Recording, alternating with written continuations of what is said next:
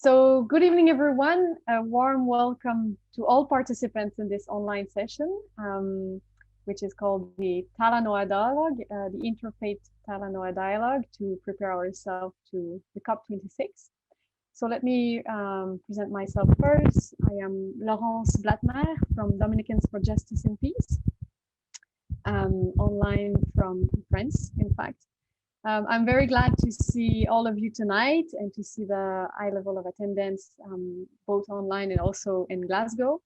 Looking at the list of registration for the Zoom discussion, we can see that there's a rather rich diversity of profiles. So we have participants from a broad range of faiths and from all continents. So this shows the interest of faith organizations and religious leaders to address the issue of climate change, and we can only encourage this. So if you follow on the Facebook that Elena shared with you just now, which started already a bit more than an hour ago. So there were some opening panels taking place in the synagogue called Garnet Hill, which is a very beautiful synagogue. I'm a little bit jealous not to be here tonight. So you could hear, if you could follow the session from the beginning, very insightful and stimulating interventions from faith leaders. And so we hope that this inspired you for the group discussions that we're going to start very soon. The previous COPs, Talanoa is a Fijian tradition of story sharing that serves to build empathy and trust and inform collective decision sharing. So as a president of the UNFCCC in 2017, Fiji has asked the stakeholders to convene local, national, regional, and also global events in support of the Talanoa dialogue on climate change. So this type of dialogue engages participants in conversation through the lens of their own experiences. And so there are three guiding questions. Where are we now? Where do we want to go? And how do we get there? So the Interfaith Liaison Committee, who is organizing this event tonight, has continued this tradition and brings it to Glasgow again this year. So tonight we have various Talanoa small group discussions that are taking place in the synagogue, but also on Zoom. So we have basically almost the same group discussions between Glasgow and on Zoom. So each of you have registered to a group already.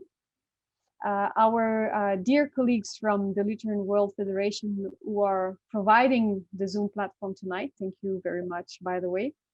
They have arranged the groups and they will open the breakout rooms in a couple of minutes. So here we have the following thematic group discussions. So we have advocacy and climate action. We have finance for climate action. We have human rights and the climate, the wisdom of indigenous people, what is loss and damage, and young people participation and climate negotiation. So each group will have a facilitator. So maybe just for the group to already see maybe the face of the facilitators, may I ask for advocacy and climate change, we have a rather big group. So we decided to split into two smaller groups. The first facilitator will be Francesca de Gaspari. I hope I pronounce your name well, from, I don't know how to pronounce the organization, SAFK, I guess. Francesca, if you're there, can you say hello so at least we can see your face? Good evening, everyone. I'm Francesca. I'm from SAFC, Southern African Faith Community Environment Institute. Yes, hi. Thank you so much, Francesca. So she will be facilitating the group on advocacy and climate change. And we also have Henrik Grape from the World Council of Churches. Henrik, are you with us? And if you can just say a very quick hello so we can at least recognize you. So Henrik will be facilitating the second group on advocacy and climate action. So now we have also Finance for Climate Action, which will be facilitated by Nico Umalisto from FELM. Nico, you're there? Yes, wonderful. Good evening, Nico. So thank you very much for facilitating the Finance and Climate Action group. The third group will be Young People Participation in Climate Negotiations, which will be facilitated by Kulekani Magwaza. I hope I pronounce your name okay, from the Lutheran World Federation. Yes. Can you just say hi so the group can see you? Hi, everybody. That's me. Thank you. Great. Then we also have the Wisdom of Indigenous People, which will be facilitated by Reverend Tony Snow from the United Church of Canada. Are you with us? I can see you're connected. Yes, I am. Yes, perfect. Good evening, Reverend Tony. Good evening. Great. And then we also have What is Loss and Damage, facilitated by Grace da Costa from Quakers in Britain. Hello. Good evening, Grace. Thank you for being there. And the last group will be Human Rights and the Climate, and I will be the facilitator. So just a couple of announcements. So at the beginning of the discussion, it will be important that one rapporteur in each group be chosen. So that person will be the note takers. We don't expect long notes. Bullet points will be sufficient. And at the end of the discussion, each rapporteur will be asked to share 3, I would say maximum 4 bullet points in the Google Doc, to which I shared with you on the chat box earlier, and I'm going to share it again with you. So at least you can all keep this link. So I just shared it in the chat now. So it will be important to, just before the end of the discussion, that the rapporteur be sharing the notes into that Google Doc. You will see that there's a table and with the name of each group discussion. If that's possible, just to copy and paste the 3-4 bullet points into that table, that will be very useful. Because Elena, who is in Glasgow, she will be sharing through a projector, a beamer in the room, the main conclusions of our discussion. So the people in Glasgow can also see what we've discussed and the main outcomes. And from this, we will also take key messages from each group, and we will try to integrate them into an ILC Interfaith Talanoa call that we will share during the COP. So the group discussion will be ending, I think, normally it should last 50 minutes, but now we started a little bit later. So normally it should stop at, well, it depends where you are in the world, but it should stop at 7 p.m. Glasgow time, 8 p.m. Europe time, and then, well, then after you'll have to calculate, but it's about, we'll have about 40 minutes more or less. So at the end of the 40 minutes, the breakout rooms will be closed, and we will all come back in this plenary room. We will then have only 15 minutes. It's very short, but at least we will have those 15 minutes to share the main outcomes of our discussions. So we will ask each rapporteur, who will have taken notes, to share 1 bullet points, let's say, in more or less 1 minute, 1 minute and a half, which will kind of, you know, be a summary of the main discussions that we will just have in the small group. So that's more or less the idea of the groups.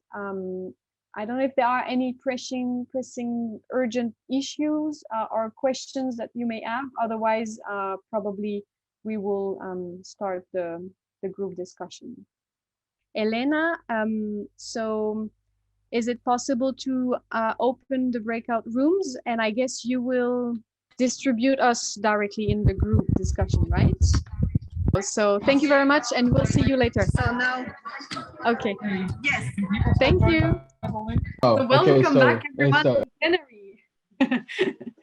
It is a little bit more drastic than when we are physically present in the room. So all of a sudden we're all back in the main room.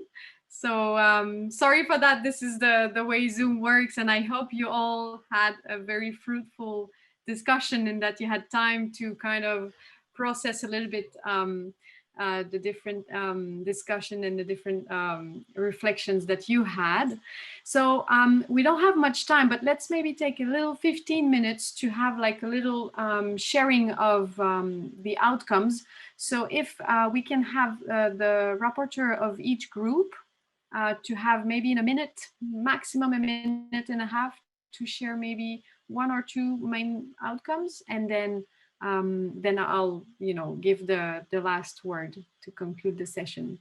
So I don't know, let's say maybe the rapporteur of the first group on advocacy and climate action. I don't know who that was.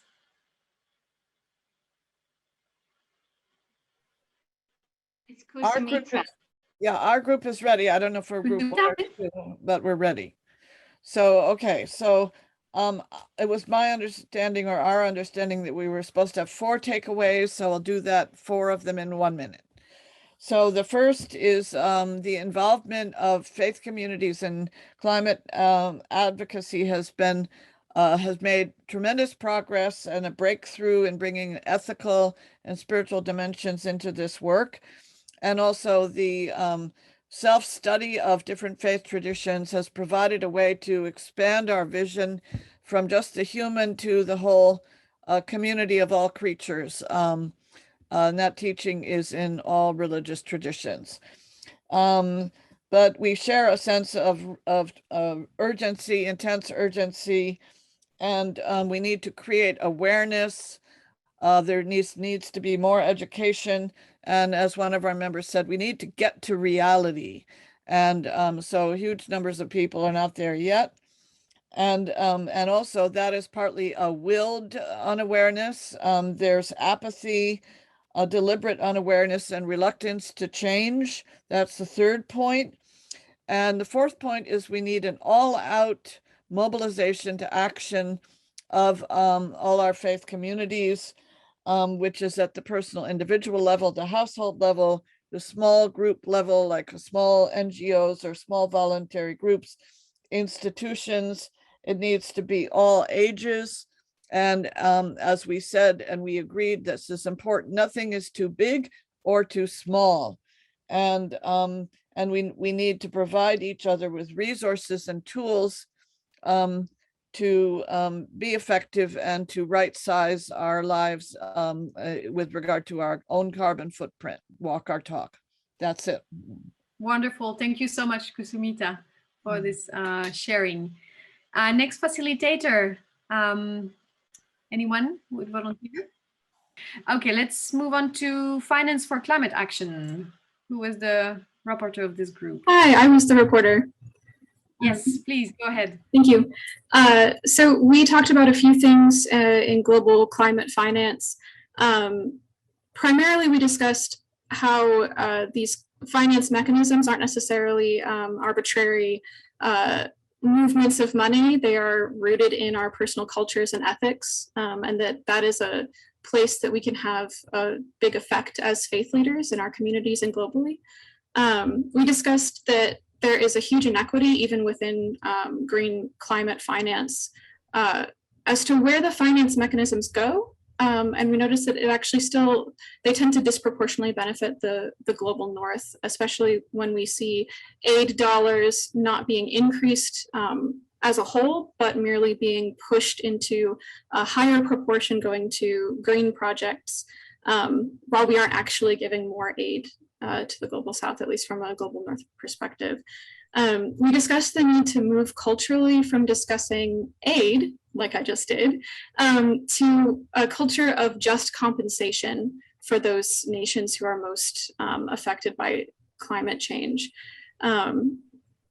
Sort of shifting into a discussion of justice rather than charity. We also discussed the need to educate the public about where green initiative dollars actually go after we've signed contracts and passed bills, because often these monies can be sort of sequestered into things that we don't expect. And we also noticed that as the the monetary size of a project increases, the local control over where those dollars go and what the project looks like decreases. And so we wondered how we can more effectively give grants rather than loans, and give grants that are in control of local communities rather than in the hands of colonizers. So just to repeat again, the main core of what we discussed was that all of these questions are rooted in culture and ethics. And for many people, that's a faith question. So we can have those discussions. Amazing. Thank you so much, Ellen. That seems to be a very fruitful and interesting discussion. Thanks a lot. The next group is Young People Participation in Climate Negotiation. Who is the rapporteur of this group? I was. Yes, please, Zuzanna. Okay, we talked about young people and the representations in the climate negotiations. We discussed it in 3 questions, so I have 3 major points. The first one is, where are we now? We are underrepresented as young people in the climate negotiations. Then the second question is, where do we want to go? Where do we want to go? As young people, we would like to have more real representation in the climate negotiations, also in the political negotiations. We talked also about the non-tokenistic representations, because it's very easy to just get a couple of young people and say, see, we have representations, we have young people that are negotiating, but we need more meaningful influence from them, and for us young people to have more impact. And the third question was, how do we want to get to our goal, to that impactful representation? Firstly, we need good communication with all regions of the world, because we talked about it in the group, but there is many regions that cannot be easily reached through the internet. Although it has improved over the years, it is still hard for many people.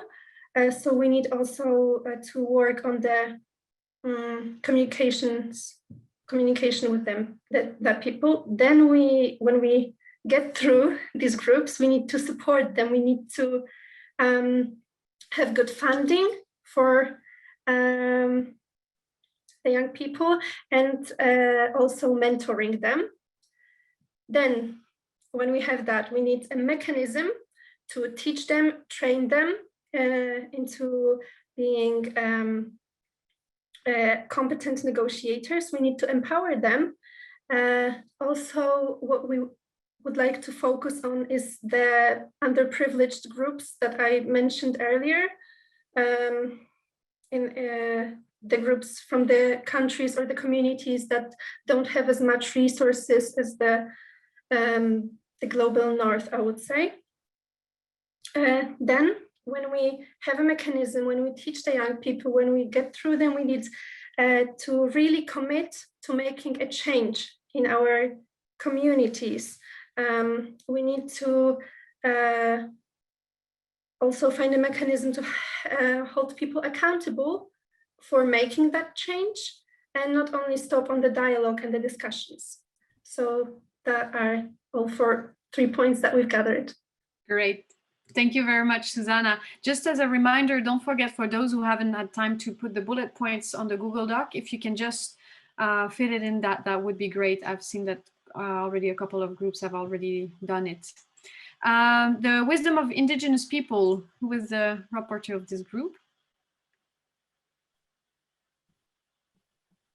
I've just added to the chat, and I'll add that to the All right. document as well. Talking a bit about the inclusion, participation, understanding, acceptance of indigenous knowledge and wisdom in application, meaning the ways in which these knowledges are adapted and pulled into some of our work in the larger climate change developments.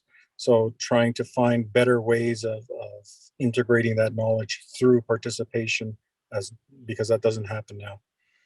confront colonial actions and patterns, owning up to our impacts and intelligence, reflect that into the history of where these perspectives are coming from and how we develop mechanisms to address that through deconstructing colonialism and anti-racism. Move ahead with partnership, relationship, and involvement to build solutions to address ideas of co-opting, the ways in which Indigenous people have been exploited for their knowledge and that have not been participants at the table. So these are all ways in which the Indigenous wisdom has been a keystone of a lot of the discussion, but has never been included and has never been highlighted in a way that respects the knowledge, respects the elders, gives them credibility and understanding, and actively works to change what we're doing in order to bring us to that solution-oriented phase. Thanks. Okay. So we discussed the human rights issues are not really visible to everyone, and the realization that we are all threatened by climate change, but especially climate change is not felt by all people and are not affected as badly as others. Some people are particularly vulnerable, and there are justice issues. We talked about the understanding about climate change and the rights and responsibilities that we have regarding that. We spoke about needing to work on multiple levels, both the particular and the universal, the local and the global, and always keeping them in mind. And oftentimes one informs the other, but we have to keep a particular approach and a broader approach also. They're both intertwined. We also just talked about the justice issues by communities that are affected worse than others because of their location or because they are a poor or marginalized community, and needing to really kind of grow into and promoting this idea of that we are really one family, one planet, and we have to begin to regard each other that way.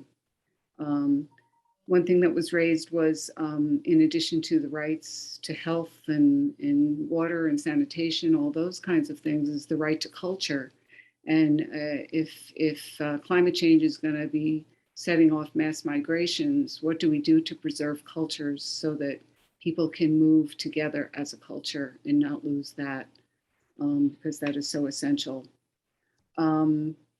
And just that we have to just keep in mind that climate change should not be it really is a nonpartisan issue, and that we have to stay engaged in dialogue with politicians, with leaders in various places, and bringing community voices forward so that they are heard and keep coming to the table and taking our place at the table. And one thing that was shared at the end was also this sense of we should stay grounded in our faith. We should stay grounded in love and promote a grounding in love in our policy making. Thank you. And Mary, I think I'm back. In fact, I'm really sorry. I lost the last 5 minutes or less. So my connection decided to, act by itself, which is, I guess, the reality of today. So have all the group spoken? No. Okay. So I think we're maybe missing what is loss and damage. Is it possible? The group loss and damage? Yes. Yep. I'm the recorder for loss and damage, and so these are our highlights. We identified a real need to learn, both for ourselves, but just across the board, that people need to learn and also teach about what loss and damage is, what it means specifically, and how it is different than adaptation and mitigation. We talked about The issues around loss and damage are personal, both dealing with our own shame as well as political. Part of the reason why loss and damage hasn't gotten much traction is due to political inaction. So how do we address that? We talked about the importance of raising the voices of people who are experiencing direct impacts, loss and damage impacts. Most of what we hear about is financial, but that's a very small piece of the real impact, which is also cultural, it's personal, it's spiritual, it's humanitarian, it's flora, it's fauna, it's everything. So the money is a small piece, but there is much more to it. And we also, sort of at the end of our conversation, identified faith communities' sacred call to be a bridge between those who are suffering the most loss and the most damage, and the people who have the ability to do something about it. So political leaders, corporations, people who are making decisions that impact these vulnerable communities. I think that's about it for our group. Wonderful. Thank you very much, Melissa. So I think with that, we've done all the groups, if I'm not mistaken. So thank you. No. Henrik has not shared. Henrik is a bad student. But I think he must be probably busy because he is, in fact, already in Glasgow. So I think he must be maybe busy because they are already starting with the Interfaith service, which we invite you to join very soon. In fact, if Rebecca or Elena could share on the chat the live session. Oh, okay, Elena has just shared on the chat the live session on Facebook if you want to follow the Interfaith service, which is in fact, I think, happening now. So just maybe a big thank you to all of you. Thank you so much for being present today. We managed to have, I think, very good discussions, and we will take the main call of these groups into this statement that we are going to do on behalf of the ILC and the Talanoa dialogue.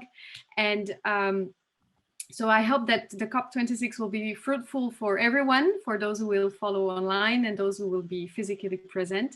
Thank you also to the Lutheran World Federation, who managed to do a good job with the Zoom tonight.